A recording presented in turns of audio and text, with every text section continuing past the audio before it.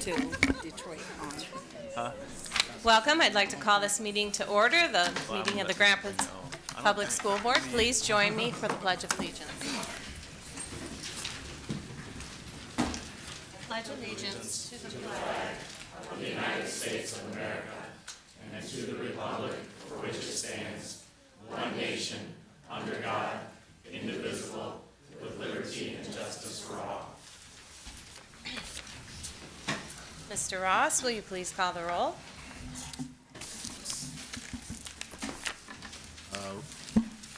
Connor. Here. Moody. Present. Lanier. Present. LeGrand. Yes. Baker. Here. Slade. Here. Ross. Yes. Randalls. Present. And President Falk. Present. Do I have a motion to approve the agenda? So moved.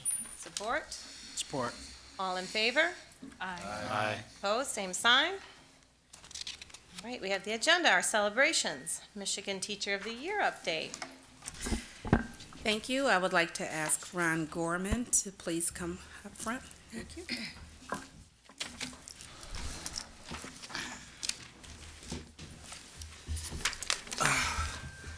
Thank you. Superintendent Neal, Madam President, honorable members of the board, I'd like to invite tonight Ms. Bobby Jo Kenyon and Mr. Rodney Lewis to join me, please.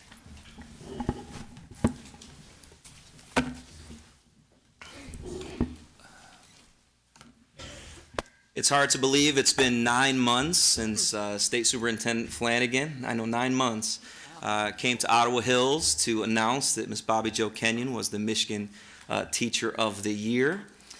Many of you have probably been wondering what she's been doing for the last 9 months. She's continued to be a wonderful teacher at Ottawa Hills High School, but there are many other responsibilities with this title.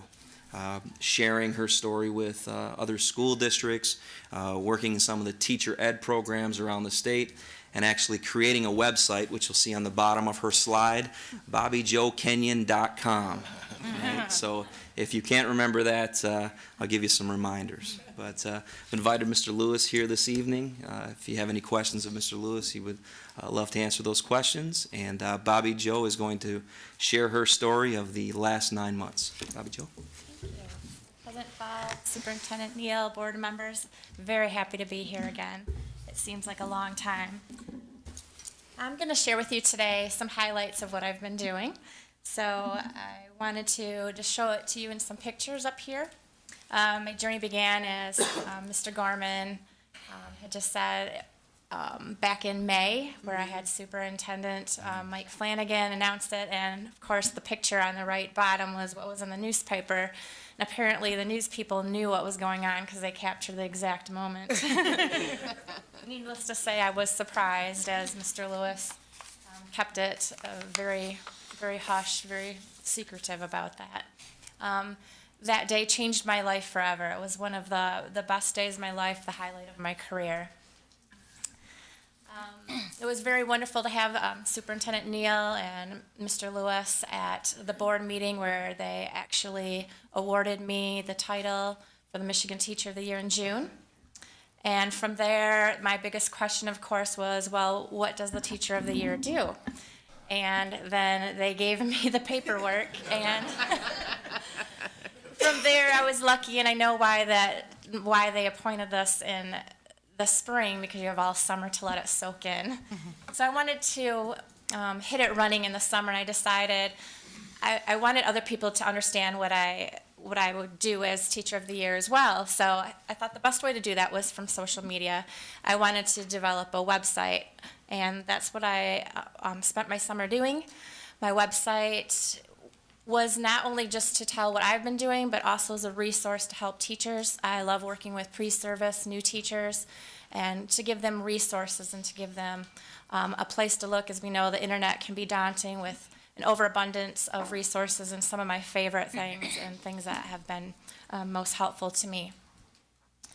So this is my website. I did do an About Me section, question and answer, from having a lot of different media contact me and always rewriting the same thing over and over. I thought I'd put it right there for everybody, and that worked out really well.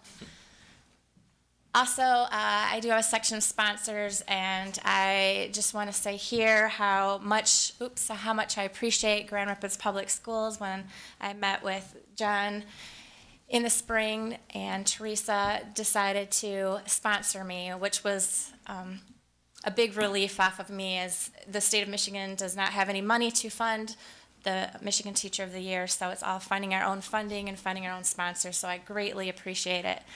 And a couple other sponsors with MEMIC. I decided to have 2 blogs. One blog is my Teacher of the Year journal, and in here I journal all the different activities and programs and conferences and events that I'm going to. It's one of those, like a diary, where you have to keep it updated or you get backlogged, so I've been really doing well with that. My last thing right there was the National Teacher of the Year, which I'll talk about in a moment. So this way you can see everything that I've been doing.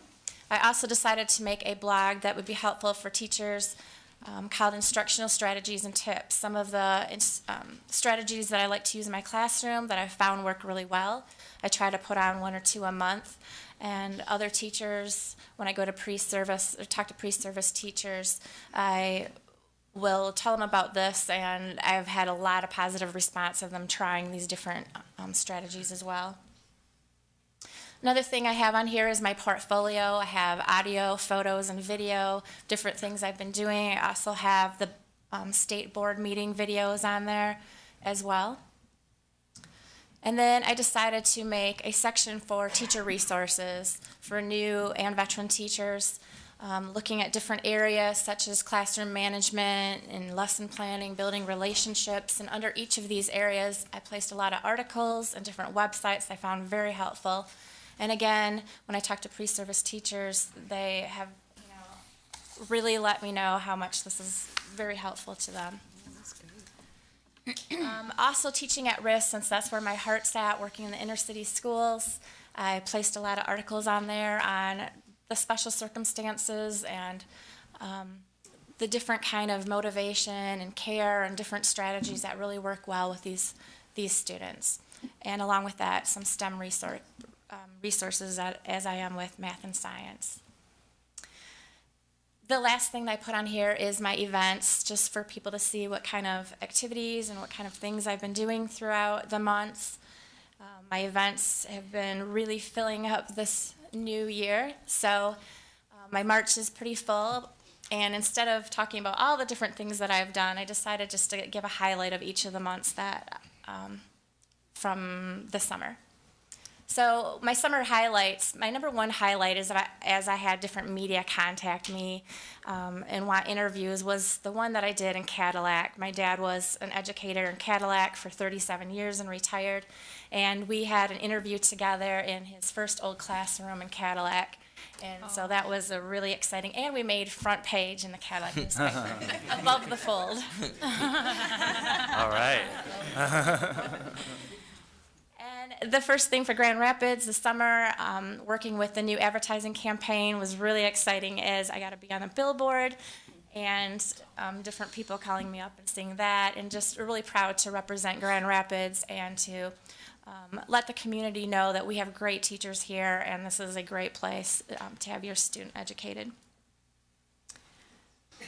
And then one of my other highlights this summer was working through the MyFill program that I became part of 4 years ago. This was my first official speech that I had to do in front of a group of educators, not at my school. It was pretty nerve-wracking for my first one, but it went over so well, and actually people ended up crying from it, and I was crying, and it was pretty magical. And that was the point where looked at myself and said, I do have a message and I can do this. That was the kind of a turning moment for me. Some September highlights, I had a lot of schools contact me and ask me to do PD, some different types of workshops to get teachers motivated to start the new year. One of my favorite ones was up there at St. Anne's School, my elementary school in Cadillac, asked me back, and the principal there was my 4th grade teacher. So that was kind of fun to see him again. Of course, I told him he looked exactly the same. So I am invited back. And the big thing that I've been talking about with other teachers when I go to these different PD is 5 things successful teachers do, because that's one of the biggest questions that I get is, what do you do different? What do you do to make you successful? So I've narrowed it down to those things and talking with teachers about those. And of course, number 1 is being passionate about what you do. And as I talk to pre-service teachers, I think that's the number 1 thing that they need to remember. If this isn't a job that you can get up every day and look at it as something you want to do and not as a job, then maybe it's not right for you, because there's too much burnout and you have to have that passion. October highlights. In October, I started going to different colleges and talking to the pre-service teachers, CMU, my alma mater, and GVSU, where I got my master's from. So I share that with Superintendent Neal. We did dinner with 7 strangers, which was really exciting. They called a large group of the alumni, and we sat at a table, and different students bought tickets to sit with us and got to talk to us all throughout the meal about what our job was like and ask us real questions. It was really exciting to do.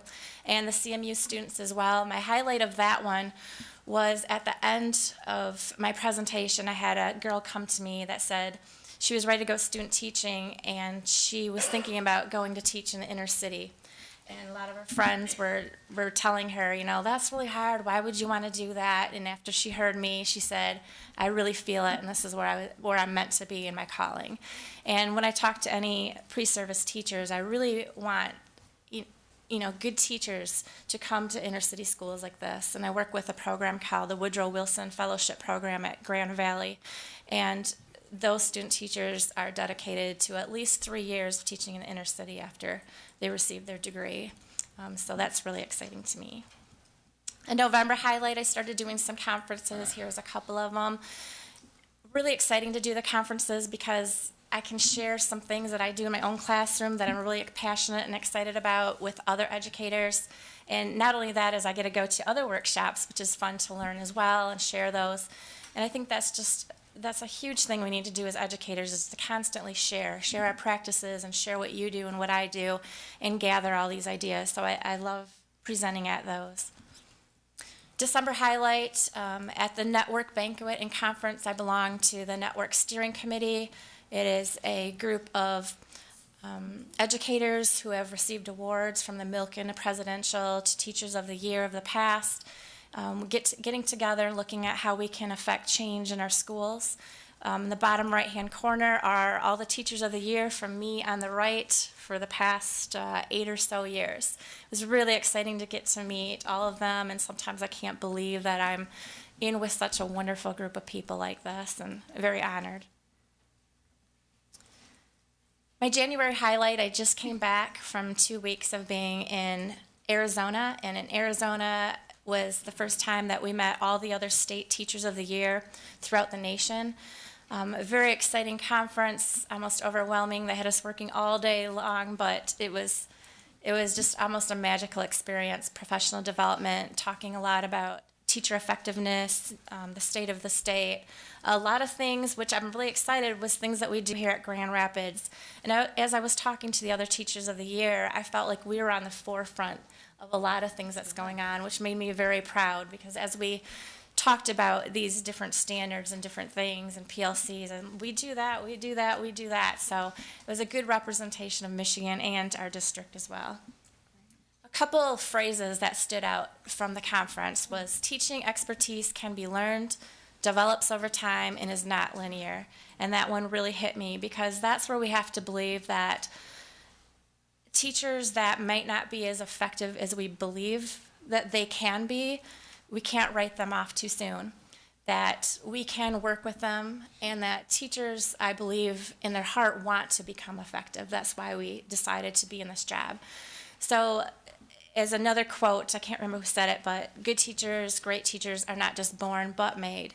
And I think of myself and the growth I had over time, especially being as part of the Grand Rapids Public Schools, and I value all the learning and the forward innovation that we've had, and attribute that to my success as well. Another one is within every school there is a sleeping giant of teacher leadership, which can be a strong catalyst for making change. And that's a big one that I attribute to Mr. Lewis here, as he took me from my classroom doing my own thing, being successful in my own room, to moving and looking at it building-wide and teacher leadership and how much we can use the resources we have to make our school better, such as the professional development that we've been doing with the district and having teachers in our school lead those. It's wonderful, and again, it's forward-thinking, and as I shared that with other state teachers of the year, they thought that was a great idea, and hardly anybody ever did that. They paid for professionals coming in, and I just, I value that, and that's my goal, is to promote teacher leadership as well. This was the highlight of my trip to Arizona in those purple bags, and I would love to come back and share what was in those bags later with you, probably around May. So that one's a really exciting one. I'll keep you guessing on that one. And then over here on the left was leaving Arizona and coming back in my driveway. But I am happy to be back for my students. And then the February highlight right now I have is just being here and being able to share this with you and the things that I've done. And I'm very proud to represent Grand Rapids and all the places that I go. And like I said, all the forward thinking that we're doing and all the changes that we've been making. And I just love representing us. One of the last things I have here is the state board meeting. We are one of 3 states where the state teacher of the year actually sits at the department state board meetings. And that has been a wonderful opportunity to kind of see the inner workings. And I can tell you that these are committed board members who truly love children. Every day or every month that I am there, I am amazed at the thought they put behind it, and the state board meetings, having an opportunity to speak at each of these meetings. I have been able to talk about a lot of things that Grand Rapids is doing, and in each month I actually make a report, and in my report I did want to talk about my school, I talk about the district, I talk about what's going on in my classroom and as teacher of the year. And I brought everybody a copy of the ones that I have done for all my board meetings from August until present, so you could read those at your leisure. And also, for anybody else, all the state board agenda minutes is all on their website to follow along, all the links to see what's going on in the new legislature that's going on. The last thing is just some upcoming event highlights that I have coming in the near future. We'll be going to MSU to talk to pre-service teachers, a lot of other colleges doing the GVSU Fire Up keynote and a session there as well. The National Teacher of the Year program, my highlight's going to be going to Washington, D.C. I heard that we will get 35 seconds with the president to talk to him, so I'm excited about that, figuring out what I'm going to say. We do get to go to Minneapolis, St. Louis, New York, and we get to go to Space Camp in Alabama in June, which I'm very claustrophobic and hate heights, so that'll be fun to talk to you guys about. But thank you again for having me here and be able to present what I've been doing. And again, I am just more than honored to represent Michigan and all their teachers as well as Grand Rapids.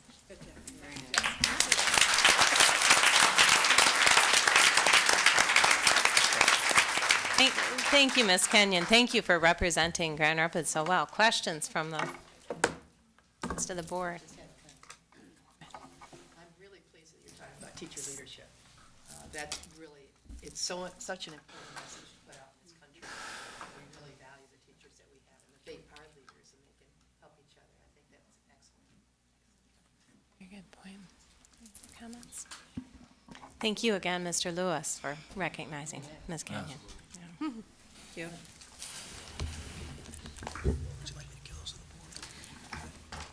Our second celebration, Seeds of Promise. Mr. Foster, do you want to come down? John actually is going to introduce here. I saw Ron and Eric somewhere. Eric and Ron. No, not Ron. All right. Please, come on up. Thank you. All right. Madam President, members of the board, Superintendent Neal, It's my honor and privilege to introduce to you Mr. Eric Foster, who is the Community Governance Coach and Project Manager for Seeds of Promise, a very exciting new initiative taking place in the Dickinson neighborhood, and Ms. Joy Pickens, who is a Seeds of Promise host neighbor, and correct me if I'm wrong, pal, over at Dickinson Elementary, who's playing obviously a role as a host neighbor through Seeds of Promise. I'll let Eric get into the details, but from a GRPS standpoint, and you'll hear me talk more about the marketing efforts as it relates to the transformation plan. But we have a very unique partnership with Seeds of Promise, very similar to what we're doing with Link and the Believe to Become initiative, where they're a grassroots community initiative, and one that this district is partnering with directly, not only in the day-to-day and things happening at the school, but even at the district-wide level to try to get the information out to neighbors, to businesses that are in and around the Dickinson area. And we've been working very closely. I've had the privilege of meeting with the host neighbors and selling them hopefully on how and why we need their help with some grassroots activities, which I believe was approved this weekend. And so they're here today to paint the picture for you about Seeds of Promise. And this is a way for us to really celebrate not only an exciting initiative, but a blossoming new partnership, one that is just going to continue to grow and do that really wraparound, similar to what we've talked about, the need for neighborhoods to kind of re-own their schools, their neighborhood schools. And this is goes so much further than that, but it is one of the hottest new things, and I'll stop there. So, Eric? Thank you, John. Yeah, thank you. Appreciate it. And thank you again, John, for the partnership and for the moment to be acknowledged as well as provide knowledge. And thank you, Madam President, Madam Superintendent, and board members for affording your time to us, just as we afford our time to the future of our Dickinson Elementary neighborhood and its flagship school. I provided a kind of 3 series of briefing materials, some of which goes into detail of what I'll tell you about Seeds of Promise, as well as the job responsibilities of the host neighbors, which they as volunteer leaders actually defined themselves in creating that document of what they want to do for their neighborhood. And then lastly, on top of that, is the first newsletter, which, like everything that we do, is focused on being developed and ran by resident leaders. And I also put that in there so it cuts my time down, so that those of you who know me well, I will surprise you. That's good to hear. So again, I'm Eric Foster. I'm having the privilege to be community governance coach and project manager of the Seeds of Promise initiative. I wrote a simple line in that chapter and book that was written by others in formulating the program. I just came along with respect to developing the community governance grant. Those before me, they have authored this wonderful initiative, and I just have a wonderful privilege to be a kind of cog in the machine, one of which will be fading, so that I can remove myself and let residents be masters of their own destiny. So on behalf of our 17, now as tonight 18, that we will confirm, host neighbor leaders, and on behalf of Dorothy Johnson, who heads our education impact team, but she unfortunately, due to a unfortunate family circumstance, cannot speak with us and to you tonight. And on behalf of our residents and our other host neighbors, some of which who are here with us, and on behalf of our funder of the governance initiative, the W.K. Kellogg Foundation, I would like to thank you again for the time and the acknowledgement. Seeds of Promise was established by a humble but passionate innovator of community change, Ronald Jimerson, co-founder and president of Seeds of Promise, who is here with us tonight. It's a 501c3 organization that is place-based and is a living and learning community improvement laboratory focused on neighborhood self-transformation in 4 areas of education, economic impact, environment, and employment. And it does those things within the seed zone of Hall, Jefferson, Union, and Griggs boundaries with 2,000 residents. The volunteer resident leaders called Host Neighbors work with over 50 endorsing partners who range from nonprofits to the city of Grand Rapids Public Schools, of course, Grand Valley State University, Fifth Third Bank, and a host of other endorsing partners to work on community improvement projects that are either created directly by the host neighbors or include endorsing partner facilitated projects that are still voted on and approved by the host neighbors. Nothing happens within our neighborhood, no matter how altruistic and resource laden an endorsing partner is, without the concurrence and the approval and the backing of our host neighbor leaders. And that's really the salient point of our program. They are not only trained to direct community improvement in their host neighbor leadership council, they are being trained one day to replace the board of directors and actually run the organization themselves. Not done too many places in the country, and the Kellogg Foundation agreed with us. In addition to creating, most recently, their own constitution through governance and bylaw training, the host neighbors have held to date, after only being confirmed with each other in September, they've held over 20 votes on self-direction and community improvement programs coming from their own ideas or their work on 6 impact teams with endorsing partners, where at least each team has one neighborhood project activity in the areas of housing, education, public safety, as well as health. Those votes also include approval of grants, such as last week's grant award that we received from the Michigan Disabilities Rights Coalition that will allow Seeds of Promise to hire and train 2 residents with developmental disabilities so that they can do their own meaningful work with our organization. Or projects such as host neighbor team activities to connect low-income residents to free trash disposal services and know their rights as a tenant in terms of what their landlord has to do to remove trash. It may seem a small issue, but one of our host neighbors canvassed his neighborhood and saw that one impediment to beautification was the fact that with our transition of trash, some residents couldn't afford the services, and we've closed that gap.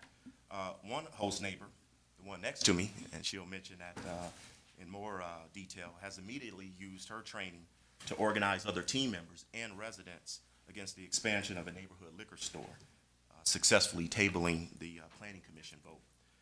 Because of the Kellogg Foundation, they receive support in the form of monthly stipends to acknowledge their time, coaching in 13 modules from project management to community organizing.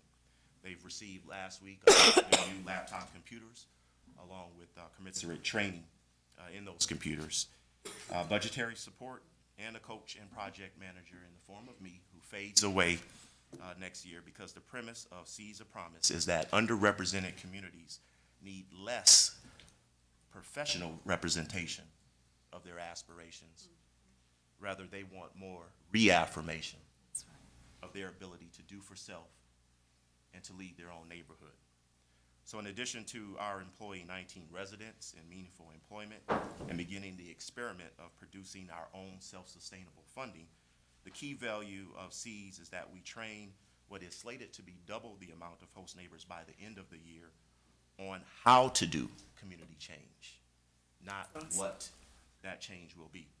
So we are also pleased, as John had mentioned, that 10 of our host neighbors have approved the invitation to partner together with the Dickinson Transformation Partnership. 10 of those host neighbors will help drive the neighborhood input process to transform and repurpose and rename the school, in addition to Seeds of Promises evening after school program. So that, in essence, is why we thank you for allowing, not me, not Ron, but community leaders to partake in self-governance with you. Recently, we have appreciated other acknowledgments, namely from the United Nations University, who awarded us designation as a self-sufficient community, and 3 weeks ago, the Local Motion Awards, who nominated us as a young organization for their Change Agent Award. So basically, whether it's in the impact area of education with Grand Rapids Public Schools or any other impact area with our endorsing partners, we just really appreciate you as supporters and for journeying with us in a pretty grand, but at the same time, basic experiment. And that is those who reside in their neighborhoods should and can direct their own definition and determination for change. Thank you, and I'd love to introduce to you one of our 18 host neighbors, Joy Pickens. Is this working? Yes. Oh, okay. I knew I had to mess up something. Oh, okay. Just relax. Good evening. Okay, I'm good. Good evening, members of the board and Superintendent Neal. My name is Joy Pickens, and I am a Vesta resident in the Seas area, a parent, a host neighbor, a certified empowerment coach, endorsing partner of the MAD program, which I created. The MAD program is a meditation, exercise, and drill program that I hope to get into the schools in September. And a parent action leader at Dixon Elementary School, all of which I am very proud of. I became a host neighbor because I felt that my neighborhood was in dire need of leaders. I felt Seas of Promise was offering a platform that was missing in my neighborhood. That's why I chose to be a host neighbor. I wanted to be a part of a program that I see residents as leaders, that sees residents as leaders. I'm also one of the 6 host neighbors on the Seas Education Impact Team working to implement the Seas Evening after school program, and recently I chose to participate with the partnership between my fellow host neighbors and Grand Rapids Public Schools on the transformation of Dixon Elementary School. Knowing how safety and healthy lifestyles are important for our children, I have taken the Seas community organizing and project management training, led the efforts to stop the expansion of liquor and beer storage at a nearby liquor store. To date, our organizers, speaking out and gathering over 1,000 signatures, led the Planning Commission to table the expansion and vote twice, most recent last week. Last but not least, I would like to thank Seas of Promise for standing by the Seas in which they believe in cultivating residents to lead their neighborhood. This is not by accident, and everything Seas of Promise has promised, they have delivered. And thank you for letting me share what I do for my neighborhood and my community. Thank you. Thank you. Thank you. All right.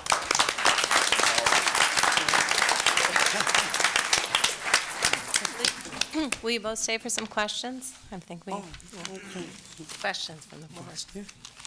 I don't have a question, but I just want to applaud you for standing up in the community and bringing the community together to make sure that certain stores that don't really necessarily represent the community be allowed to function. Right. And I want to thank you for that. Thank and I you. hope that your program will continue to stand up more for other things that exist too.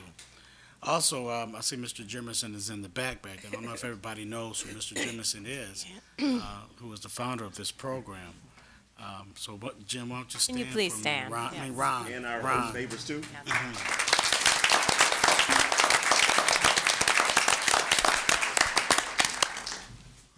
So I applaud Do you want the you. host neighbors? Yeah, I was going to say we have about 4 of our host neighbors here tonight as well. Excellent. If they could please stand. Nice.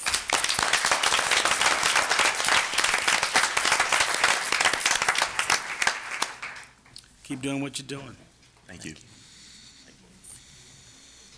Just a quick comment. Thank you so much for coming and sharing. I've heard about Seas of Promise and got the elevator speech about what it is, but this was really helpful to hear a little bit more about the work. And Eric, you definitely have a great leader sitting next to you and Mrs. Pickens, and she and her husband are extremely passionate about education in general and community. And so it's good to see that, that passion that you have is, impacting your entire community. Thank you. That's great. I appreciate that. Look, that's how much I appreciate it. Thank you. Anybody else? else? Yep. Well, I just want to say a final thank you, especially for your leadership with Grand Rapids Public Schools and Dickinson School. You're going to make that school really take off and happen. That's what I Appreciate it. plan to do. I appreciate that. Excellent. Thank you. Thank you, Madam President. So, we have none of our student representatives tonight, so we will move on to public comment for board agenda items only. We received a number of public comment cards listed as agenda items, but I talked to Mr. Prince, but they are actually non-agenda, budget and salary, so we're going to place those at the end of the meeting, all right? So I have one card here for agenda item. It's Dr. Todd Warmeister? Oh, okay, all right, thank you. So anyone here for agenda items? No? Ms. Wilson? I am commenting on some, reports that are in the finance committee. Okay, That's coming from the finance committee, which Okay. is why I put mine on. okay, come on down.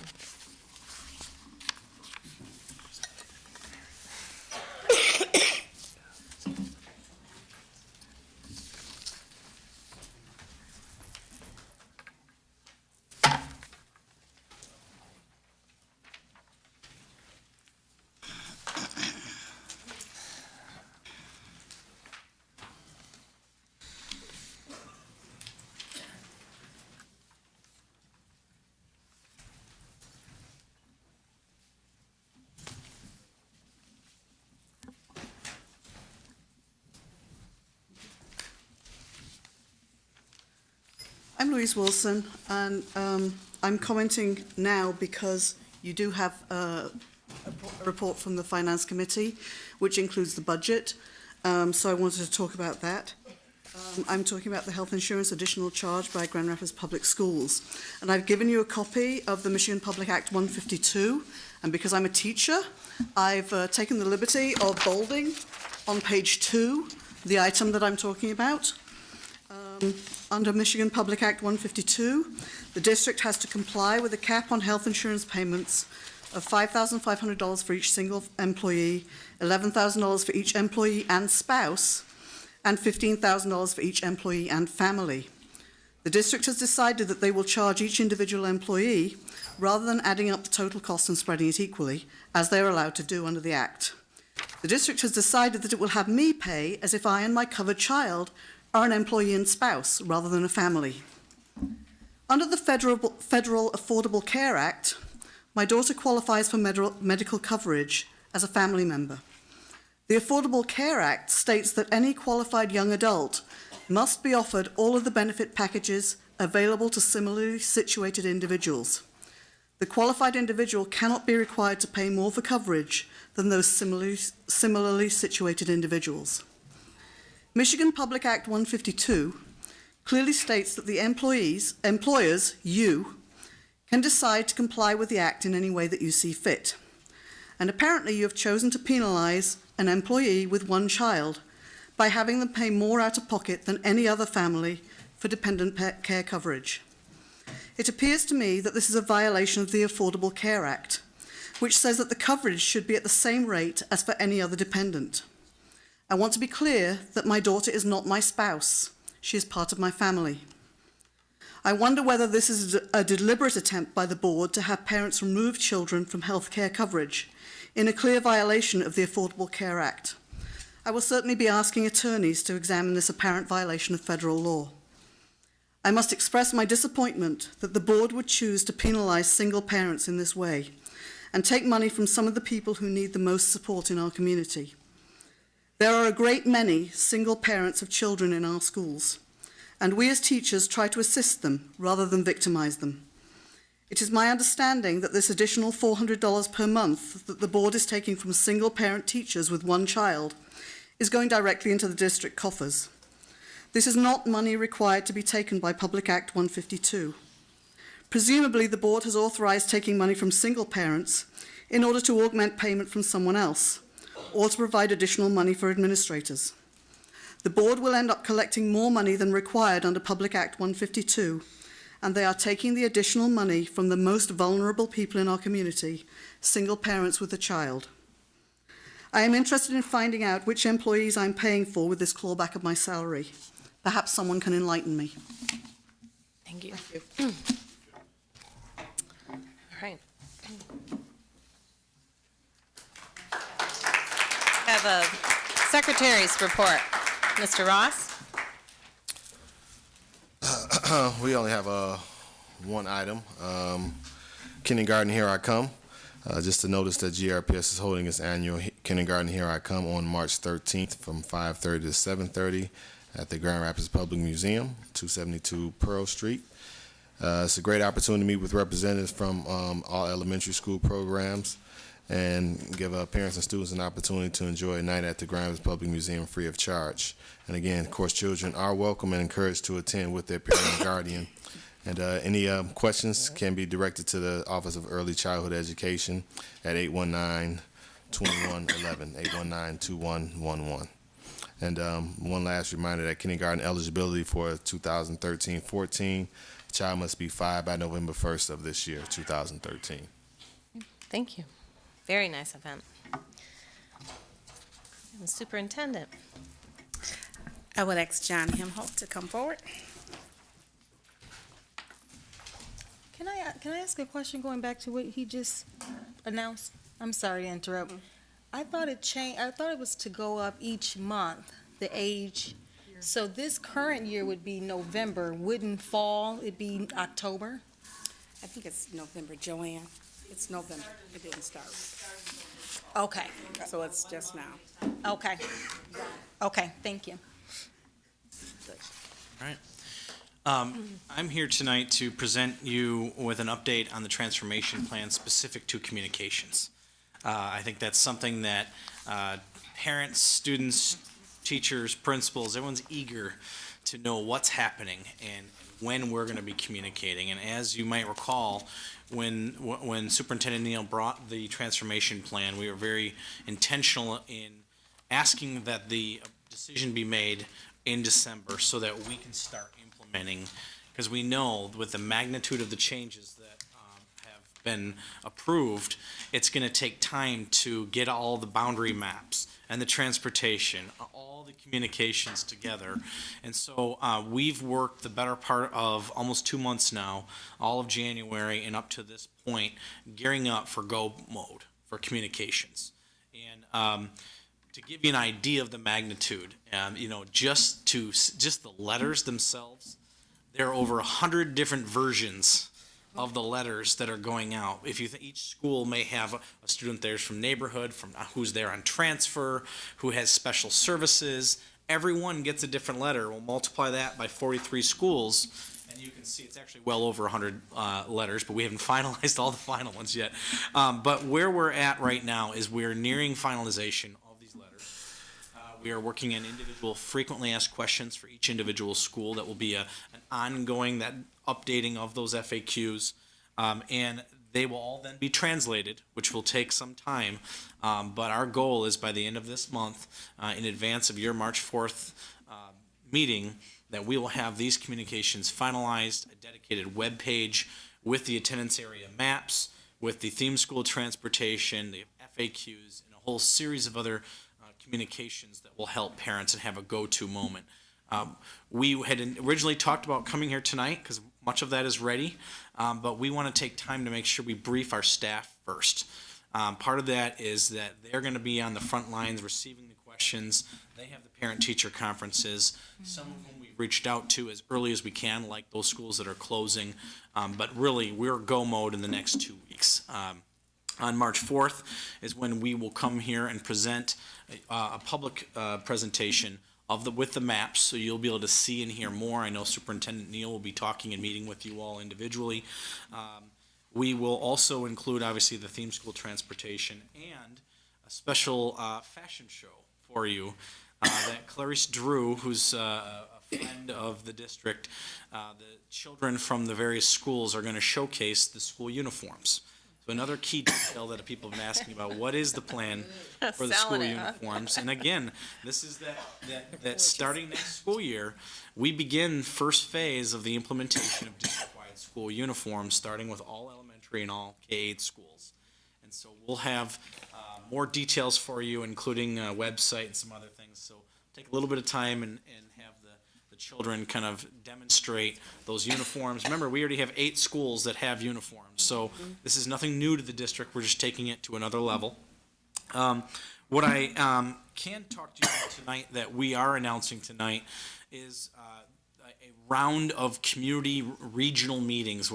You've had the listening tour, you now are getting the implementation tour that Superintendent Neal and our support teams will be holding monthly, 3 different occasions, in Tuesday, March 19th, Monday, April 22nd, and Tuesday, May 21st at Union High School, and this will all be emailed and put out publicly. Wednesday, March 20th, Tuesday, April 23rd, and Wednesday, May 22nd at Creston, and Monday, March 25th, Thursday, April 25th, and Thursday, May 23rd at Ottawa Hills High School. Those will all be community meetings. They will have a open house school choice feel to them, so they're both opportunity to ask questions in kind of that auditorium format, but there will also be tables and booths with information about the new school choices, about the changes, about transportation, about after school, about athletics, all the things that parents are going to need to know about these changes will be at these meetings. We will also be doing staff-specific meetings before these. So these meetings are all 6 to 7:30 p.m. There will be, in years, when we've done the listening tour, we've also done those with staff about an hour to hour and a half in advance, so the staff can come and get some of their questions answered. So those are just a few of the upcoming rollout of the implementation.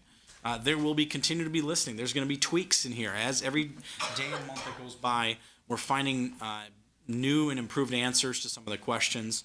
It's going to be a work in progress. This is a massive undertaking and a real heavy lift, but we, believe it or not, are actually ahead of the curve. That's the one thing that I will try to remind everyone, is that in years past, when we've done closures, we're not typically doing it till April or May.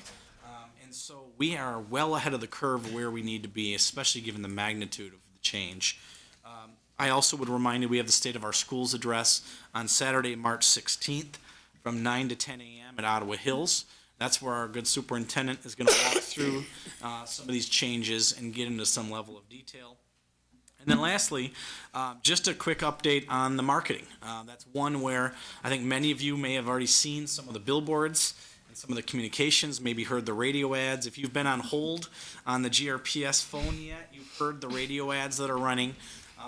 It's been branded under the Brighter Futures brand, New Vision, New Choices, the new GRPS. You are going to see a large number of things happening. The first thing I'll say is that in about a 2-week period of time, we developed more than 25 new brochures. We are completing the remaining almost 20, so every school in the district will have a brand new brochure under the Brighter Futures scene.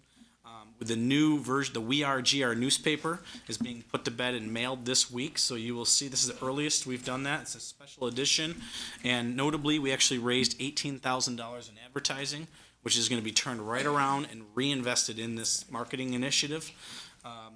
Billboards, there'll be a new round of billboards that are going up as we speak, promoting the February 28th Round 1 Theme School and Center of Innovation application deadline. We've been touting that since November, but we are coming up to the deadline. We want to push as many applications for that deadline. That is not the final.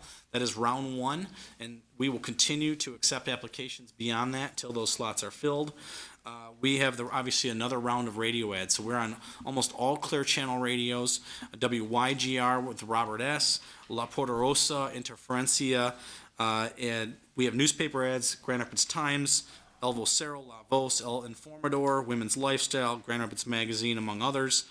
There will be targeted direct mail in some of those neighborhoods, particularly where you have a new school, like Stocking is reopening, Ford obviously is changing and opening as a new theme school, Dickinson is expanding, the Centers of Innovation are pooling, so we will be doing some additional efforts in those areas, in addition to automated calls, social media, the website, and one that you heard me reference earlier, this grassroots blitz. We've dedicated a substantial amount of dollars to partner with Link, to partner with Seeds of Promise, and to partner with Steepletown Ministries to do door-to-door, and it'll be a monthly blitz. We're talking 10 to 15,000 homes knocked on a monthly basis, leading all the way. This will happen monthly through June, We will also, obviously, in May, some of those implementation tour meetings, we're looking to do a GRPS Loves Moms kind of open house. So you'll see and hear a little bit more about that. But again, it gets back to the school choice open house concept and really pushing people to make decisions. And I think it's really important to know this is more than $150,000 in marketing. This is more than we've ever spent, half of which is being funded by a foundation. And we'll be bringing that to the Finance Committee at the next meeting here to share with you. So this is not just GRPS dollars. We have substantial commitment from one of our leading foundations who've come alongside and recognize the importance of telling the story. And so that's one we'll talk more. We'll bring it through the process, of course. And then I would also note that a large chunk of the other half of that 150 is being covered not by taxpayer dollars, but by the advertising dollars that we've sold through the We Are GR newspaper, because we've been successful with that, as well as the partnership with the city of Grand Rapids, where we're actually saving the city of Grand Rapids money and expanding their communication reach. They are investing or essentially advertising with us, which, you know, that 18,000 is actually more like 28,000. And so that's just one addition. We've already had a few other additions. So we have a lot going on marketing-wise. You got a lot of communications. The storm is brewing and will be unleashed here on March 4th in particular. So. Excellent. Thank you, John. Questions from the board?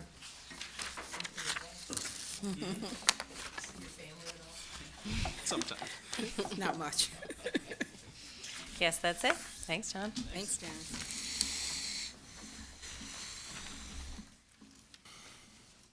Committee co-chair update. Since we didn't have time in our work session, I thought it would be appropriate to hear from both our chairs to get a sense of what has occurred and what is on the agenda going forward. So, Mr. O'Connor.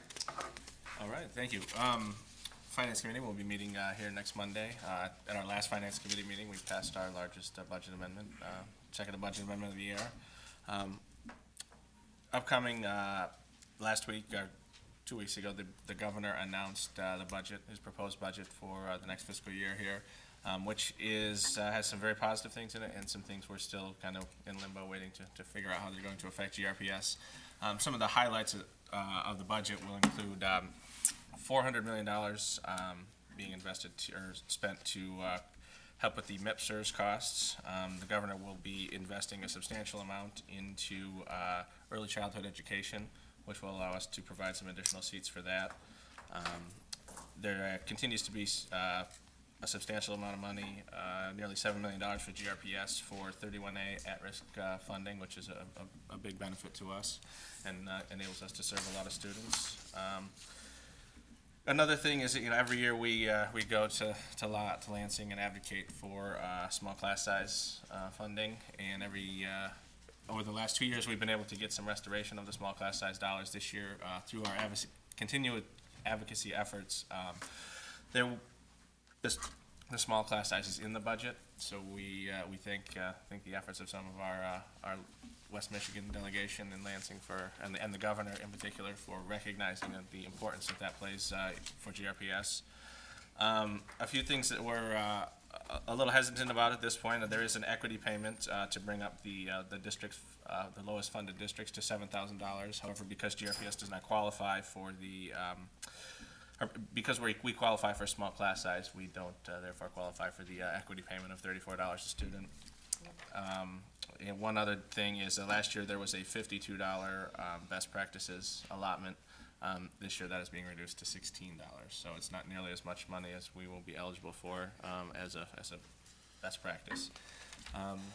Some other items of note for the Finance Committee as we're continuing to monitor our warm, safe, and dry projects. I know that they're getting started on several of those as they relate to the transformation plan.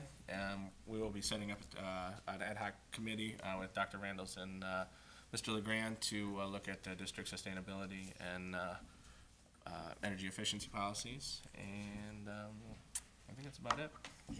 Thank you, Mr. O'Connor. Dr. Baker?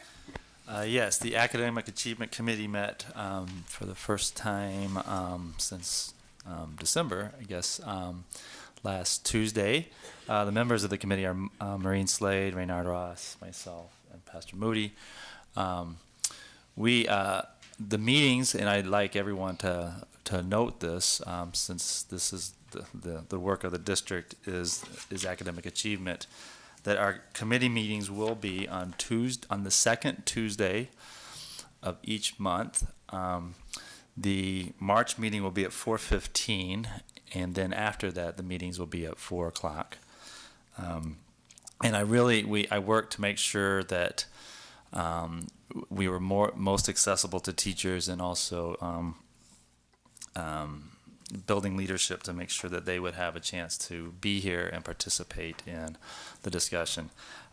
Each meeting, we're reconstituted. This is my second go around. Well, it used to be the Education Committee, now the Academic Achievement Committee. And when you add up months in a year and time allotted, and the fact that this is what we do as education, there's a lot of topics that need to be addressed.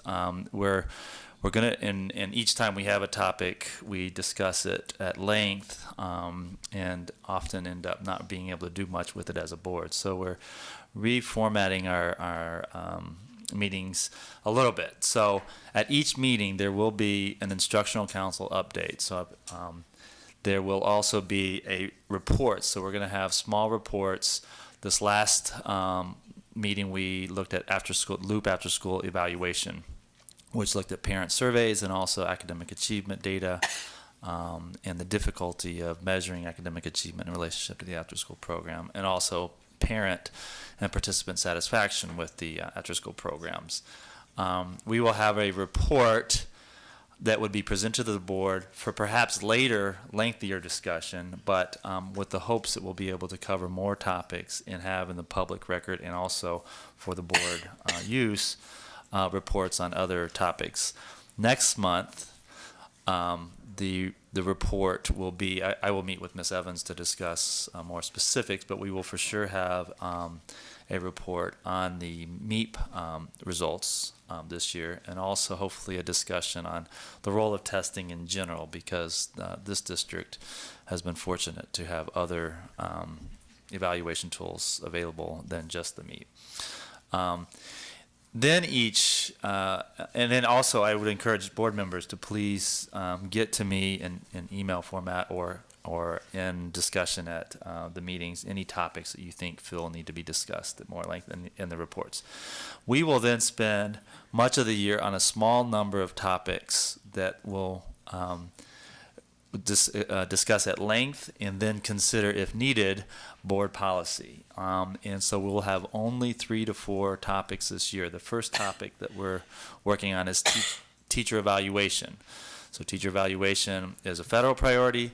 Teacher evaluation is a state priority, and this district is working on teacher evaluation. And I strongly encourage, at least over the next 2 months, for teachers to be here to listen to and discuss the processes and their perspective on the teacher evaluation system that we're working towards putting in place.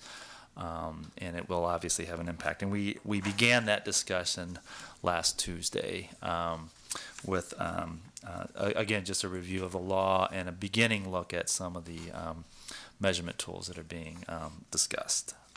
And that is, does any of my colleagues have anything that they'd like to add from that? Okay, so again, I really encourage people. Actually, a couple more points about topics. We will also discuss later in the year, depending again how much time we need on it, implementation of Common Core, because again, that was a federal, there's a federal standard that's being placed out there.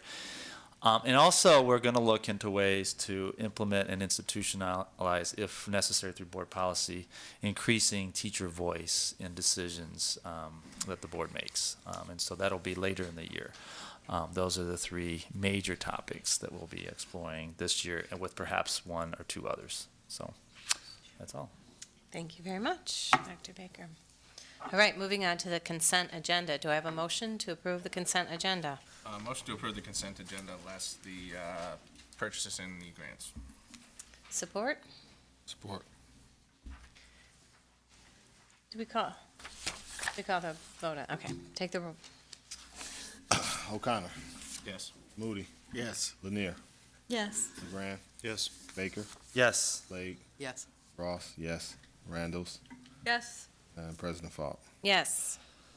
Do I have a motion to Motion to approve the purchasing agenda. support? Support. Discussion. Just as these items did not go through the finance committee, I just, a quick explanation of what they are, if that's all right. Ms. Davis?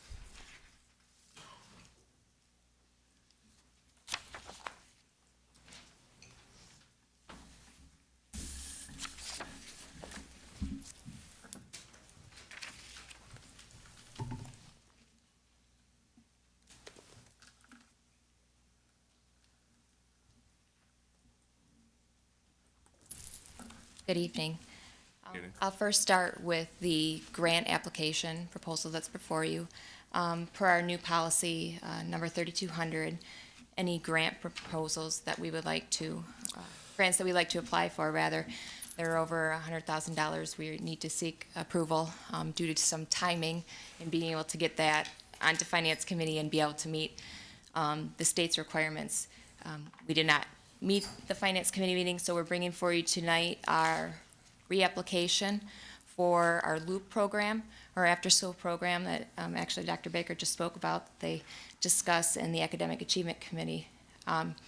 We are looking for permission to apply for 5 years. It's a 5-year grant cycle for 4 different cohorts, which you have the list of schools. What that would enable us to do is to continue having an after-school program at each of those schools. The grant, again, would run from July 1 of 2013 and go until June 30 of 2018. We're under a tight time frame as the application is due, I believe at the end of this week, so. Thank you, Ms. Davis. I just thought it important to, I mean, that's a very beneficial program for our Absolutely. students. And I just thought it was important to point out that we will be continuing on and applying for much-needed dollars. Yes. Good. Any other questions? Go ahead. Yeah, is this, so we've been funding, how long is this the 21st Century Yes. Fund? Okay, so, Yep. and so has it been 5 years? When did we first get this? Or has it been longer? Okay, but anyway, but it's essentially expiring and we have to start all over? We've had several that have expired, and we've had several, we had one actually that was not renewed, so we had a cohort that was not Right. renewed for this year, as you're Right. aware. So what we're doing here is trying to apply to renew, get those schools back on board. Okay. Be able to continue a fuller program. We've had to reduce the program services for this year due to limited funding. Okay, thanks. Any other further discussion? My motion was to approve the purchasing agenda, though, so we might as well let her finish on the. Oh, okay. All right, so did you, Something else on the Mr. O'Connor, purchasing is there agenda? something on the purchasing agenda that you want to do? Was there or- anything of note on there that should be explained or not? What is the auditing thing, I guess, is my question then? The audit on there is a $60,000 request to pay Maynard Costerison. It is some additional audit requirements that the Title I office is requiring of the district. Very good, thank you. Call the roll. O'Connor. Yes. Moody. Yes. Yes. LeGrand. Yes. Baker. Yes. Slade. Yes. Ross, yes. Randalls. Yes. Yes. 9-0 pass. Motion to approve the grant application policy, or grant application? Oh, okay. Second. Put them on both. Support. Voted put on both. Purchasing and grant on both. I did, I pulled both. Oh, did you? Yeah. Yes, you did. That's why Okay. she went out of order, that's why I see. I was Yeah, slightly confused. it was still separate. I think it sounded like the second motion was both of them. So we recall it with it, I just said motion to approve the grant application. Tony Support. seconded. Okay. discussion. Call the roll. O'Connor. Yes. Moody. Yes. Lanier. Yes. LeGrand. Yes. Baker. Yes. Slade. Yes. Ross, yes. Randalls. Yes. President Falk. Yes. Just wanted to be safe, didn't want to get to the end and have. not Thank you, voted Mr. on it. O'Connor. That's good. Public comment for non-agenda items. Come on down. As Mr. Ross calls your name, come down. I want to explain, we don't have a timer anymore, so I have this, but I would ask you to keep your comments to 3 minutes, so. Mr. Prince, Terry, what's that, Gall, excuse me. Sharon Rhines. Go ahead, come on down. Jane Neiman. I guess we'll start with those four. Jack Prince, Terry Gall, Sharon Rhines, and Jane Neiman.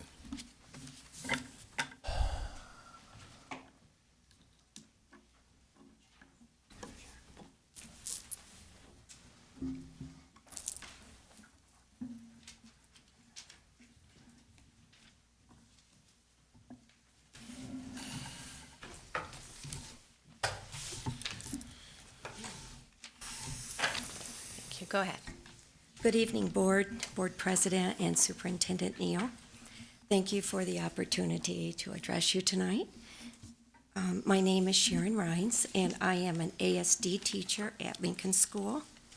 I will be reading a letter that was drafted by the teachers at GRPS. We feel that this letter is representative of every teacher in the district. Many have signed the letter, and many more will sign as they have opportunity to do so. Additional signatures will be submitted to the board as they are collected. We, the teachers of GRPS, unite our voices in a plea for fairness and compensation for our professional services. Public school teachers have faced denouncement and defunding by those with an agenda to privatize our schools. It is contrary to logic to cease monetary compensation for teachers who have attained advanced degrees. When we stop rewarding academic achievement, we discredit our very educational environment. The current model needs to be replaced with a new and sensible contract which offers compensation that is competitive in an effort to attract and retain the most talented professional teaching staff. We identify the current pay scale as not only non-competitive, but also ineffective in attracting and retaining talented teachers as compared to other local districts with similar demographics. This shortfall in compensation is by no means a recent phenomenon. It is, in fact, an unfortunate hallmark for this district that has continued for far too long. This disparity in compensation, exacerbated through time, has become much worse. It is disheartening to see teachers now struggling to make ends meet while simultaneously seeking government assistance and working extra jobs. Repeated testimony has been given from teachers in this very boardroom for the past several sessions. These are teachers who have remained stalwartly silent for some time. However, they have endured constant attacks to their compensation over the past several years and can no longer remain silent. These committed professionals are now burdened with the conflict of devotion to their students versus the survival of their own families. This economic hardship is not only a distraction, it is a negative force that threatens teachers' ability to focus time and energy to the classroom. It is at this point that we now find it necessary to appeal to you, board president, and superintendent, to call upon your knowledge and your sense of duty to do what is right for the advancement of this district. We trust that a contract will be forthcoming that is commensurate with our stated request.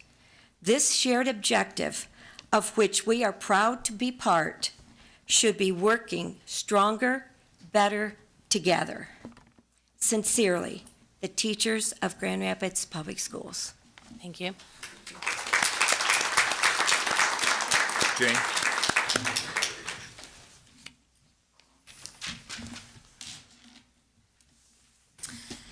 Good evening, Superintendent Neal, board members, and other guests. My name is Jane Neiman, and I am a teacher and coach at Union High School. My colleagues asked me to speak for them tonight, and I gladly do so because I have never worked with more dedicated staff than I have at GRPS. GRPS teachers are hardworking, caring, generous, and sacrificing people who take pride in providing quality services for students, parents, and colleagues. For example, I know teachers who have spent over $4,000 in 1 year of their own money to purchase food, drink, clothing, athletic wear, classroom resources, and donations for grad night and scholarships. have fundraised over $30,000 in less than 6 years for student activities and charities, advocated for students in court for college admissions, scholarships, jobs, and athletics, tutored students, and regularly worked late into the evening, spent hours talking to parents, even visiting them at home, transported students to and from school, athletic events or other events, school-related or other, provided free translation services, including filling out forms for taxes and jobs, taken a bruised, bleeding, and trembling child down to the counseling office to call social services, truly served in loco parentes, representing parents in meetings, listening, giving advice and guidance. I personally have done most of these things in my short time at GRPS. I know of countless others who have done the same or more. It is incredible and truly honorable that our district employs such people. In the Cambridge report, the district was advised to better reward their employees for their hard work and service. I beg you, do not follow the political tide. Give GRPS teachers a fair and reasonable contract. Show them that you value them, not just with words, but with salary increases that they have long ago bargained away to have their health care paid for, and because they were willing to sacrifice when state funding was reduced. We have gone too long without raises, and with the increased costs for health care, retirement, Social Security, gas, and other price hikes, some of us qualify for bridge cards, are homeless, cannot pay our student loans, or pay our children's college. I implore you, let your heart guide your decision-making. District employees have renewed hope in our current superintendent and the school board to do what is right for students and families. I ask you to restore our faith and do what is right for those you employ. It is hard to come to work and feel undervalued and unappreciated. It is hard to be asked to do more for less. Despite this, we have been and still are here working for our kids. Thank you. Thank you.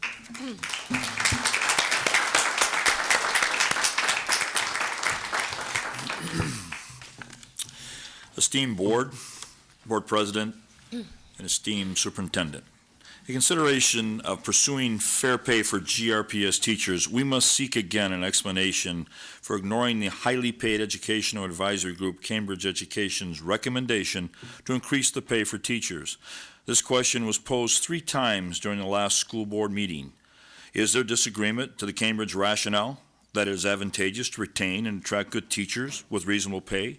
Is there some hidden psychological allurement that attracts good teachers to the most anemic pay scale in Kent County? Even more confusing is why the district has a penchant for embracing the most voracious and vociferous formal opponent to public education in the Midwest. The DeVos family, in its entirety, including Douglas, donates millions to conservative anti-public school legislation. DeVos Educational Foundation was fined millions of dollars in Ohio for paying charter school, anti-public school candidates illegally. This process was repeated throughout the Midwest. I would gladly supply those donor lists. They're not obscure. The rest of the DeVos Foundation in Ohio appeared in the Grand Rapids Press. Conservative interpretations of teacher roles blame the teachers for our economic dilemma. Ann Coulter recently spoke by the request of the local GOP leadership here in DeVos Hall, stating that public kindergarten teachers are useless public sector workers. And she extends her diatribe to include all teachers as government workers who will fight for the last dime.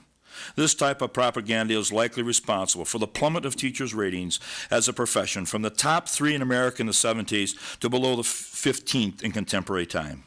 One would have to be politically demure to miss the state's conservative proclivity to war against public education teachers. The conservative tactic is a 1-2 punch titled Denounce and Defund. It was amazing to just recently hear Richard DeVos announce GRPS on Wood TV. Pontificating that Grand Rapids, the city, is doing fine, but we have to do something with that GRPS, as it is terrible. It is a sad day for education when the only school reform derives from the bowels of corporate boardrooms and not the Department of Education. This was never more poignant when our previous superintendent gave a state of a school address flanked by the largest business tycoons, totally devoid of educators on the stage. Today, our feeder system of administration flows from business management or military personnel. The taxes paid from the business world are being reduced while they buy more and more ownership of education. Recently, Governor Snyder cut taxes for his business buddies and then turned and raided the school aid fund to replace that shortcoming. Most coaches and teachers realize there are variables to success outside of the control of the public school and its teachers. This is apparently not that adjustable here in the Grand Rapids area. Our beloved students are exceptional, and yet they make up a unique challenge with language barriers and socioeconomic factors not found by many of our neighboring schools. A recent poll from Bridge Magazine did digest these factors and found GRPS in the top 1/3 of all state schools. I would also point out that there is another indicator of teacher value here in GRPS, and that is a storm of evaluations. Like a West Michigan lake effect snowstorm, we're buried beneath evaluations, from students, roaming dignitaries, secret meetings with parents behind our backs, just to name a few. You would think we were integral by that kind of attention paid to us, but somehow that's not translated to monetary compensation. Teachers in my building are caught in an avalanche of evaluations, including a 64-point rubric that would trip up Socrates, and not one, interestingly enough, has not been deemed highly effective. Mr. Fowler? In closing, Okay, go ahead. I'm closed. Okay.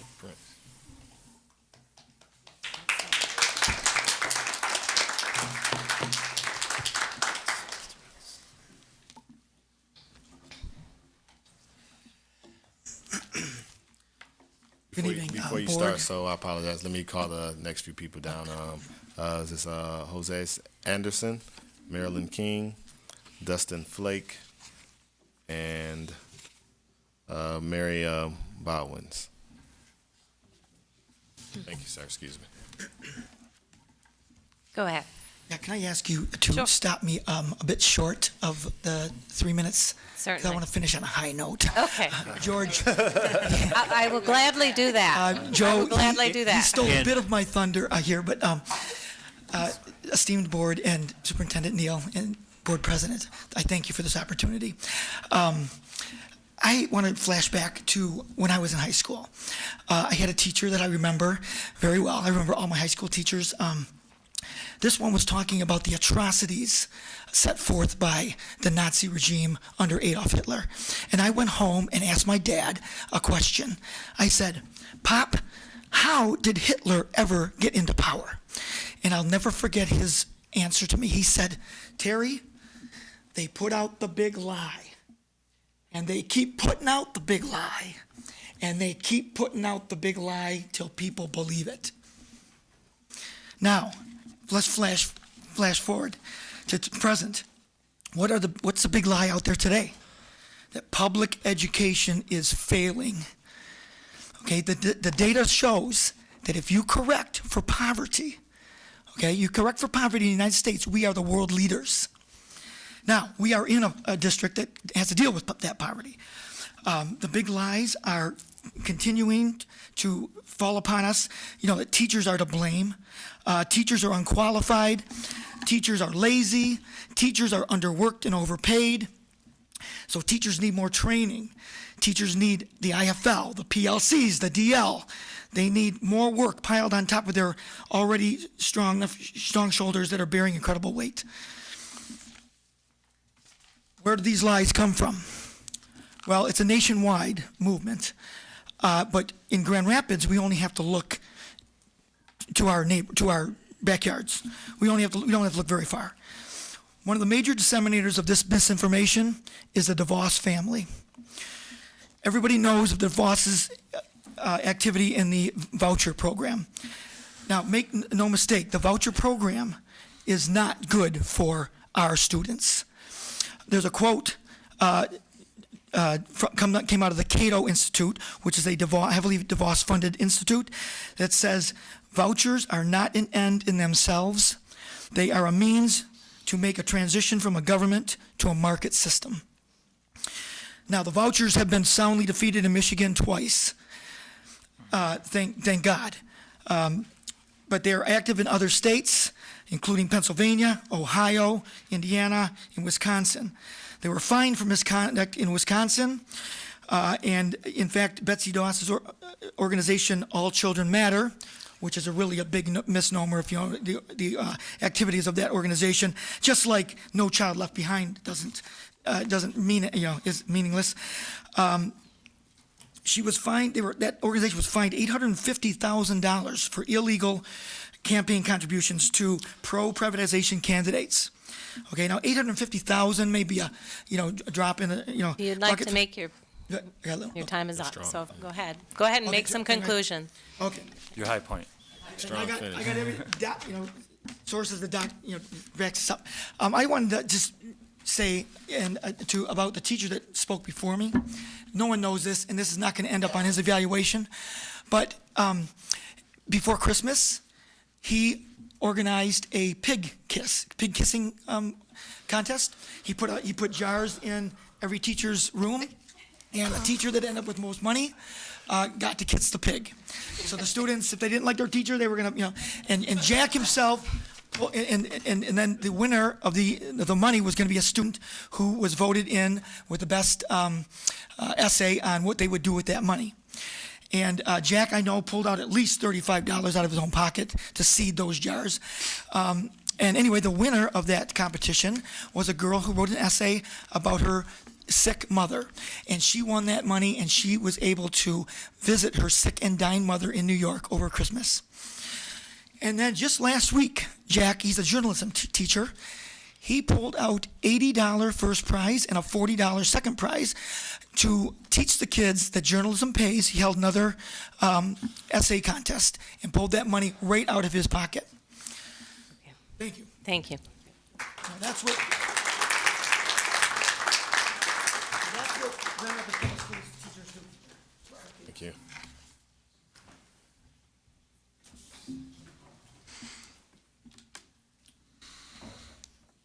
Esteemed board, Superintendent Neal, President, my name is Dustin Flake, and I'm a student teacher at Creston High School and a graduate of Michigan State University. I have been fortunate in that I've spent the last 6 months at Creston High School working towards my teaching certification. My experiences over this time have given me an incredible amount of insight into my own teaching, but more importantly, given me a detailed immersion into the context of teaching. When I first realized that teaching was not just what I wanted to do with my life, but that it was something that came from deep within me, I thought that the biggest challenge I would have would be working with a diverse group of students. How our students think and interacting with them both individually and as a group has always drawn me toward the profession, and I look forward each and every day to our interactions. Every day I get home and find myself crawling in bed, trying to recover from the roller coaster of my day. It is exhausting emotionally, but every morning I get up and am hungry to get back to work. I love being able to work with these students. Being at Creston these last 6 months has only strengthened my ambition to teach in an urban setting. However, there is a climate of fear that makes me wonder if I could teach in Grand Rapids Public Schools for my career. It breaks my heart to make this admission since I am a GRPS alumnus and look back at my high school experience with great reverence. As I said, there is a cloud of fear that hangs above my head when I think about my future. Once August arrives, I want to be able to have a room in a school that I could call my own. Consistently, both during my MSU classes as well as with my peers, the same topic comes up: jobs, careers. When all is said and done, new teachers want one thing: a job. But we came to this profession because of our love of teaching children. There is something eternal about teaching. I am still a student myself, and what I've seen in teachers consistently worried about their livelihood. I've seen almost every staff member come to my mentor teacher with fears about their future. If this were only 1 or 2 staff members with questions, I wouldn't think much of it. But the consistency of their fears frightens me beyond belief. Insurance, forever declining paychecks, job security, evaluations, the list seems endless. Don't think that the fears of the teachers don't trickle down to the students. Like blood in the water, they hear the teachers talk. I remember when I was a sophomore in high school and hearing my teachers in the hallway talk about working without a contract. It was obvious that this fear was something that they did. It was obvious that this fear was something that they did their best to hide for the interest of our learning. Being a student teacher myself, I have to admire my teachers for the courage they showed and the amazing lessons they planned for us students despite this fear. Teachers have worked both with and without a contract over the last decade. I know that as a new-coming teacher that I could depend on the students at GRPS. They are more than capable of not only learning, but learning and thinking at a high level. What I am less sure of is everything else. I don't know if anyone, including new teachers out of college, would be able to perform at the best of their abilities with all of the increasing concerns about their livelihood and survival. As a teacher, one of the most important things to do is to take risks in your classroom. In order to take these risks, teachers need to feel safe. Please help us. Thank you for your time.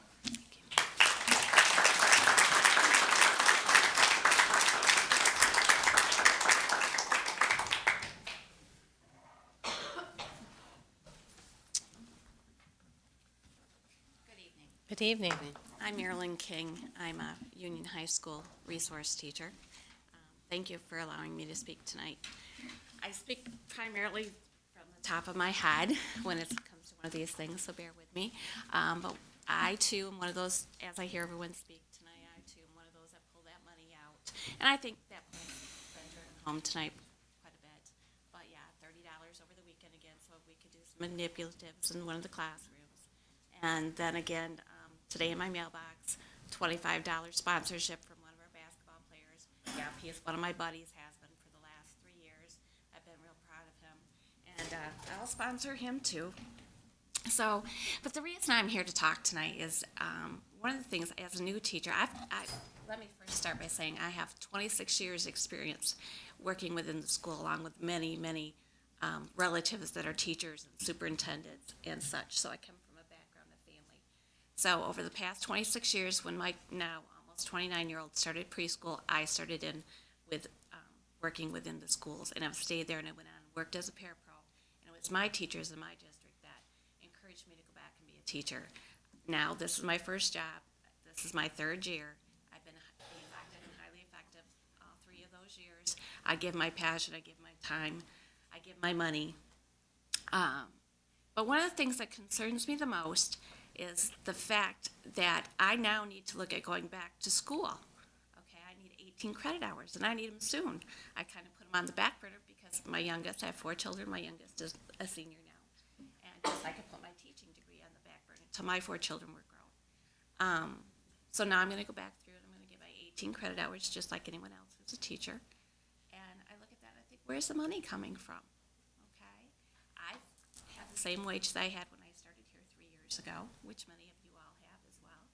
And I'm just looking at, going back, you got what, $6,000 to $10,000 outgo. Well, I may be able to afford it now because I'm a little later in my life, but many of our new teachers cannot afford that. And so it brings me to the question for them, what are they going to do when they need to dish out this money? Okay. So I'm looking at the contract, and I'm looking and I'm thinking, is there something we can do? And one of the things that I do look at, and I ask you the question, is with the consolidation of all these schools, we'll be putting approximately about $2 million, it's my understanding, back into our funds. And I'm just wondering if maybe we can't do something else to raise the salary for the new teachers. I mean, many of us come with a lot of experience like myself, but I just look at that and wonder if maybe that $2 million there maybe can't be put towards some salary increases, some of that schooling we have to go to somewhere. Can we pull it out somewhere? And that's really all I really want to address tonight. Thank you.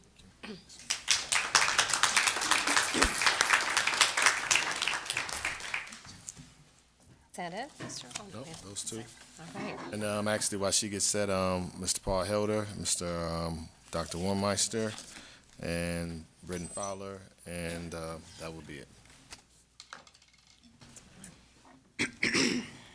Madam President, board members, Superintendent Neal. My name is Mary Bowens, and I'm the Vice President of the Grand Rapids Education Association. I'm addressing the board tonight on behalf of a member. I am reading a statement from one of our members who did not feel safe to read it herself. She's fearful of repercussions from her administrator. This is what she wrote.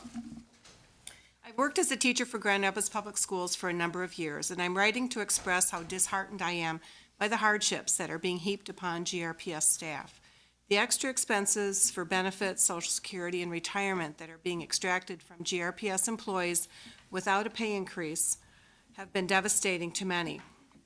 Personally, I'm a single mother of 2, and I solely support my children. With all of the changes that have occurred over the last several years, I'm having extreme difficulty maintaining that support. I certainly don't live beyond my means, yet at this time I'm faced with making some very tough decisions. In order to make ends meet, I either have to take a second job on top of my full-time job or sell my house and move in with my elderly mother. It is a sad state of affairs when a teacher cannot even earn enough to support herself. While I know that I am in a very stressful situation, unfortunately, I know I'm not alone. I have heard similar stories from a number of colleagues. The general public also seems to be aware of our struggles. Upon finding out that I am a GRPS teacher, I have had people tell me how sorry they are for me. It has happened on a number of occasions and is very shocking and demoralizing. Something has to give, something has to change. If we want to improve education, we must improve the lives of all involved. Teaching should be a respected, worthwhile career. Now, I don't know who this person is, but it's a story that has been repeated often from many of our teachers. Pay is low, people are having to make tough decisions about their finances, cashing in retirement funds, selling homes, applying for food stamps, enrolling kids, their children in Medicaid, going to food pantries, selling plasma, are all actions our people are doing or considering. This is not a way for professionals to live. The second issue here, though, is that this employee felt fearful of speaking out at a board meeting about the seriousness of her financial situation. She is concerned about possible repercussions from her administrator. This is not a way for a professional staff to feel. Thank you.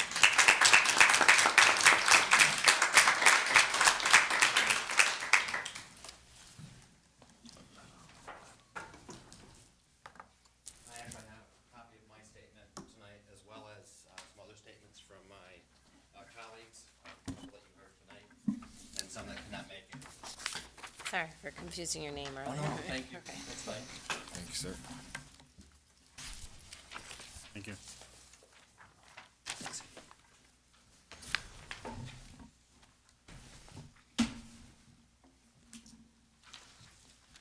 Board, Superintendent Neal, Dr. Feld. Again, my name is Britton Fowler. I'm a 14-year veteran teacher at Creston High School and a member of the GRPS Instructional Council as well. I'm here to speak to you about the district's misinterpretation of the most recent state law, PA 152, that you also heard about earlier from one of our members. In this document before you, under Section 3, it clearly states $11,000 times the number of employees with individual and spouse coverage, plus $15,000 times the number of employees with family coverage for a medical benefit plan coverage beginning January 1st, 2012. And that's directly the funds that this district may pay towards our benefits. As Mesa and Grand Rapids Public Schools has covered my daughter and me under the family coverage for the past 2 years, and on my most recent benefits confirmation statement from the district, it does state that I am the employee, and my daughter, age 12, female, is my relative and child. I wonder why I am not continued to be designated by the district as a family and having to take designated by the district as a family and having to take on an extra $400 a month decrease in my salary. Last I checked, the law still did state that my daughter is my daughter and not my spouse. When I contacted the benefits department at Franklin campus, I was sent a Q&A document by a very helpful employee. This employee stated that this Q&A document was from the district's legal counsel and the Michigan Department of Treasury. The Q&A document is very confusing, and I also believe has misinterpreted the law. As I understand our state government, I believe Brendan Dillon, the chairman of the Department of Treasury, and the Treasury itself is in charge and has authority over municipalities, but not necessarily public schools and districts. The misinterpretation of this recent aggressive law continues to put a financial burden on not only me and my daughter, but many of my colleagues and their single parent and one-child households, especially because we have been trying to survive with a budget that has continually decreased over the years due to the numerous concessions that we've had to make as employees of GRPS.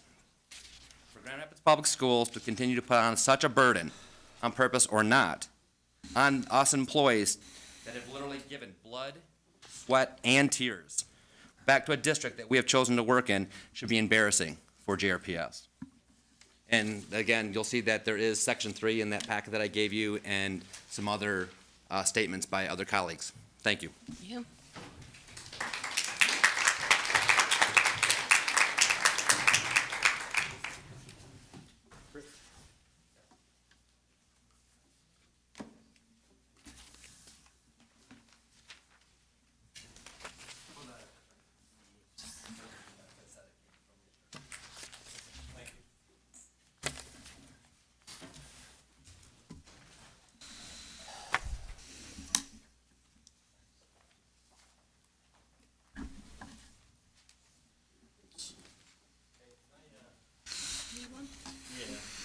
Actually, I need the one that I wrote on.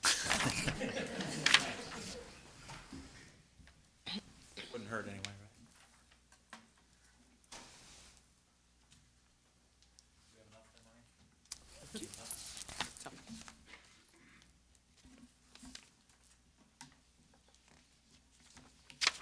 Yep, there's enough.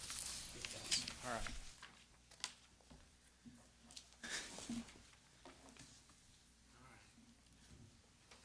Well, good to see I've still got it, the feel for how many people are going to get that paper. So, good evening, everyone. Before I begin in discussion of the document I just handed you, I do want to address a couple of statements made by some members of mine tonight. Ultimately, the law does state very clearly it's individual and spouse. To Louise Wilson, I have contacted an attorney. I'm waiting for a response on this. To Britt Fowler, it's Andy Dillon, not Brandon Dillon. Thank you. Brandon would never do that. Beyond that, if it is in fact the district's legal counsel who is, again, trying to interpret individual and spouse as individual and child, I think it's probably worth investigating why that's not her legal opinion in some of the other districts she works for. Having said that, I would just like to say, first off, that I know Bobby Joe is not here anymore, but it's worth, I think, thanking her for her continued service. I think she represents our district very well. Bobby Joe, for those who probably don't know, is one of 3 people who egged me on at Ottawa into becoming a union rep, and from there, the rest, as they say, is history. It's really wonderful and important that people of Bobby Joe's caliber continue to serve our students. I mean, we know, I think we've shown this time and again that they can make more money in any other district in the county, but they stay here because they're dedicated. And that's important. Our students need that. But they also need for all of us to be dedicated. And somewhere along the line, and it's not recent, it's a long time ago, I believe this district, to some degree, forgot what its purpose is. The purpose of any school district is the instruction of students. Now, I know a number of you have heard me go on about 60% of, the statewide average of total revenue being spent on instruction is about 60%. That number is a little old. I don't have the new one yet. I'm working on it. But in any case, the complaints that I made under Dr. Taylor about how that number was lower and dropping. But it's not a new phenomenon in Grand Rapids Public.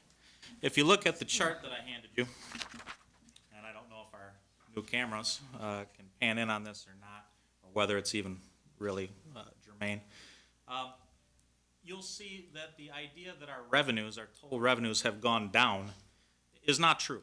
They have remained, in fact, relatively flat. Overall, from the 2001-2 school year, which is the earliest year I have district audits, through 11-12, or those 10 years, it's gone up about $5 million a year. That's not a lot for 10 years. What's troubling about that number is that when you look at the amount spent on instruction of students, that number has gone down in that same time period. And not by just a small amount. It has gone down by over $20 million in that same time period where we made $5 million more. In other words, the taxpayers gave us more money and we spent less of it on students. And that's troubling.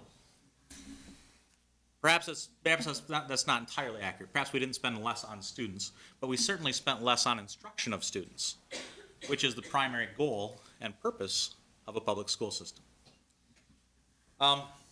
You've got a little box there off to the side that says notes. I don't think you're probably going to be able to take a whole lot of notes in that tiny box. But maybe you can write down one number for me. A flurry of pens picked up. Yeah, okay. $23 million, or $23,976,400. In other words, $24 million. That is the amount of instructional spending that we short our students and staff every year if we were to be at the 48% of revenue that we were at in 2001-2. Mr. Helder, your time's been done for a little while, so if you Oh, has wanna- it? Yeah, so if you want to conclude. Thank you very much. In conclusion, please fix this. Thank you.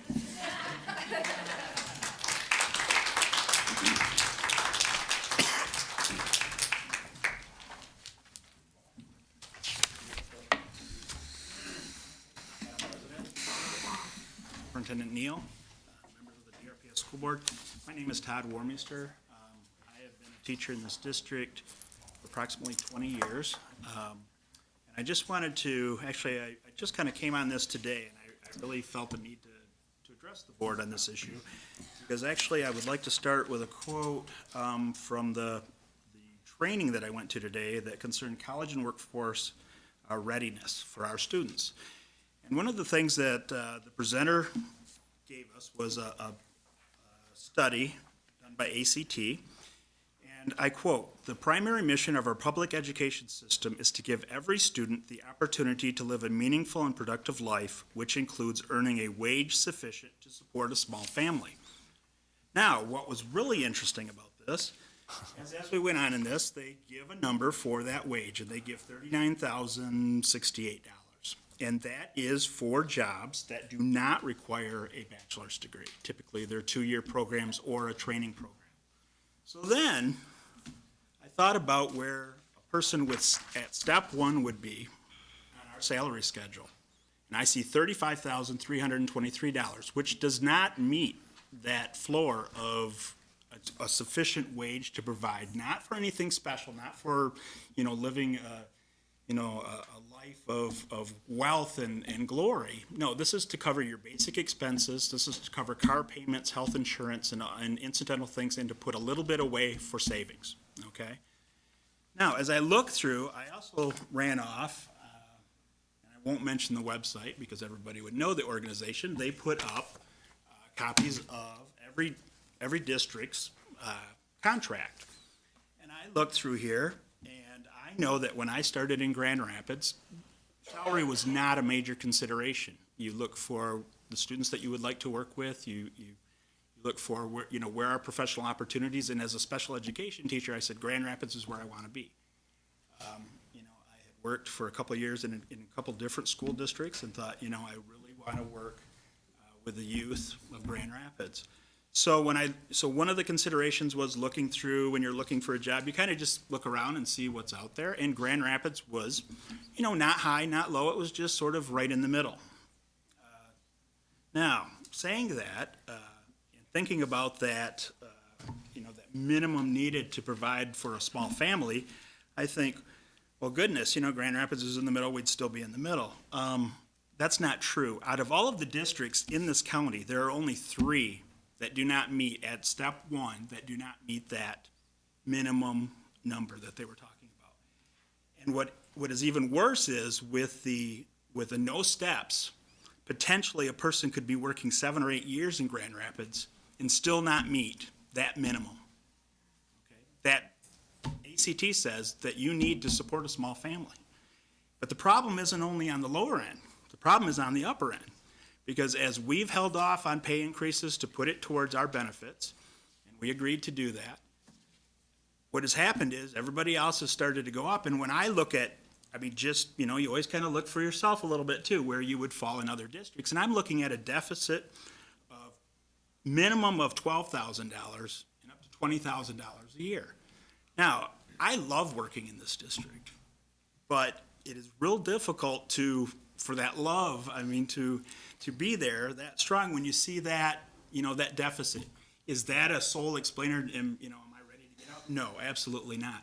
But you would like to see something a little bit closer to reality. When I see $12,000 or $15,000, and in one case, $19,000 difference, and the deficit isn't made up in the future, it gets worse as time goes on. So when I look at things like that, I think if I were a new teacher coming in, and I were looking at all of this information, benefits, and the types of students I'm going to be working with, one of the things I would look at would be the pay scale. And although we start low, but there are a couple other districts that are low too. But I look at through the whole the whole career, and I would say, I am going to be getting further and further behind the longer I work for Grand Rapids Public Schools, and that to me is sad. Thank you.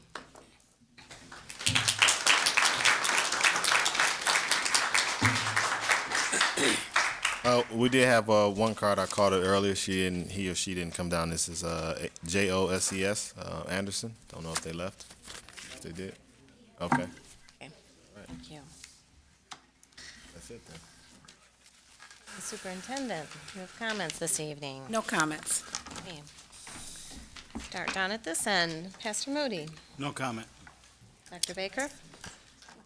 And thank everybody for speaking tonight and participating tonight. And I heard lots of stuff, and I think that I think that I want people to know that from my perception, I think this board and the administration is listening. A lot of things that were true, tax on public education, holding teachers more accountable while they're being devalued and less funded is absolutely true, which has actually led to drastically decreased resources, and the district has less resources than it used to, which means that we're really squeezed. And to some extent, the ones paying the consequences of that being squeezed are teachers and other employees of public schools. So that's very clear. I'd like to say that that the 10 people up here are grappling painfully with these truths, and very painfully, but not as painfully as people who got their paychecks on Friday. And so anyway, I think it's important to know that it is, that we're working and listening, and I don't think that that'll do much to appease the issues at home. But anyway, I wanted to say it. Thanks. Mr. Ross. Well, I can only speak for myself, and obviously I'm only one of 9 on this board. But it definitely, as in regards to, I guess I want to speak in regards to the interpretation of the law, spouse, child, et cetera, that I'm sure my ears aren't the only ones that, well, I don't know. Nonetheless, I don't know if I should or not, but I'm going to say it anyway. That I don't know. I guess people heard comments loud and clear, and I think some of those comments resonated strongly with folks up here, and I'll leave it at that. Thank you, Mr. LeGrand. Sure. Were you saying that commenting on interpretational law is part of bargaining? I'm sorry, I missed your caution there.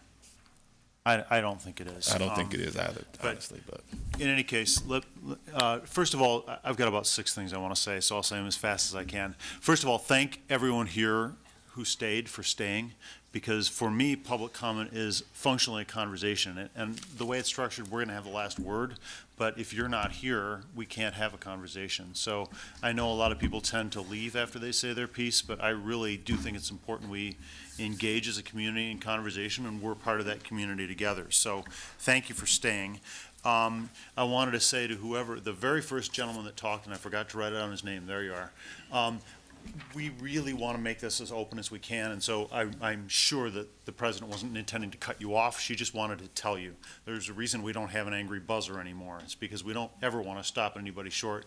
And I felt bad because you said, and my final point, and then she reminded you, and I guarantee you she would have let you finish. So the other thing I want to point out to all of you here is I think, and particularly to teachers who are union members, part of the real value of a union is that you're able to speak your mind with courage, and I think that that's very, very important, and you ought to go point that out to your colleagues because the world just changed. So that being said, I want to have 3 conversations with y'all. First is, Mr. Helder, Your graph is interesting, but I could bounce back at you very quickly on a very simple analysis, and that is, if you shave off the instructional dollars, you wind up with about a $150 million delta over a 10-year period. If you assume 3% inflation, what that means is real dollars have eroded about $50 million over a period in which we have only, under which your graph has been playing out.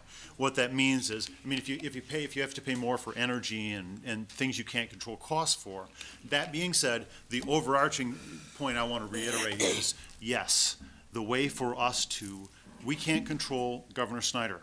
We can control efficiencies in the district, and I promise you that we will drill down and try to make the system as efficient as we can so we can put the money where it ought to be. The other thing I wanted to say about the healthcare law, just briefly, is to point out again that there's a serious downside risk to getting this wrong. It's a 10% penalty. And that being said, and that's just a matter of public record, that being said, I assure you that we will dig into that law and make sure that it is not interpreted inappropriately if we have anything to say about it. And that's not negotiating, that's just interpreting the law correctly. Finally, I would hate to have my brothers blamed for everything that I do. And I know that the DeVosses are often brought up as a whipping post in public comment, and there's more than one of them. And so I would love to see a little more sensitivity to the fact that individuals are individuals and they are actually capable of acting as individuals. And I know that some members of the DeVos family have frankly been very impressively engaged with public education in this city. And I think that's pretty indisputable. Whether or not some other members of the family, you might not like their positions on certain things, and I might not like their positions on certain things. I don't want to. I hate seeing people locked into a block when they're not necessarily in a block. They are in fact different individuals and act separately. Thanks. Mrs. Lanier. Dr. Rand. Mr. O'Connor. No comment for me. This meeting's adjourned.